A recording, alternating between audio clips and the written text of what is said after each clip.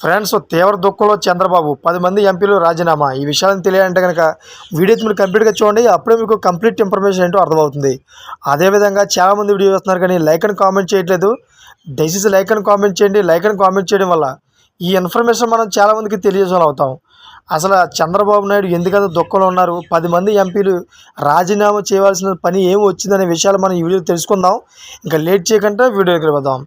Friends, Andhra Pradesh రాష్ట్రంలో కూటమి సర్కారు అధికారంలో ఉన్నప్పటికీ 3 పార్టీలలో ప్రధాన పార్టీ టీడీపీ అనే సంగతి తెలిసిందే. అయితే ఏపీలోని టీడీపీ ఎంపీలలో 10 మంది ఎంపీలు బీజేపీలో చేరుతారనే వార్తలు వినిపిస్తున్నాయి. తెలుగుదేశం పార్టీ అంటే ఎంపీలు భయపడుతున్నారని, అందుకే పార్టీ మారనున్నారని ప్రచారం జరుగుతుండడం గమనార్హం. అయితే వైరల్ అవుతున్న వార్తల్లో నిజాలు తెలియాల్సి ఉంది.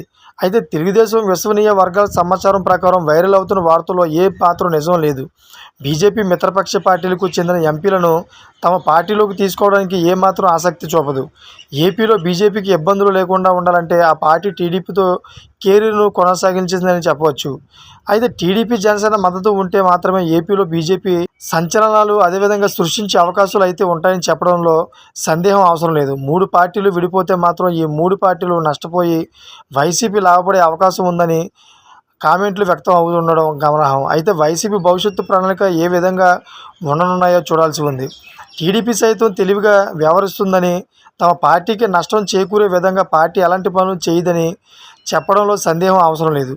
అయితే టీడీపీ భవిష్యత్తు ప్రణాళికలు ఏ విధంగా ఉన్నాయో చూడాల్సి ఉంది. కూటమి త్వరలో ఇచ్చిన ప్రతి హామీని అమలు చేసే దిశగా అడుగులు వేస్తోందని తెలుస్తోంది. ఇచ్చిన హామీలను అమలు చేస్తే 2029లో కూడా కూటమి అధికారంలోకి వచ్చే ఛాన్స్ అయితే ఉంది.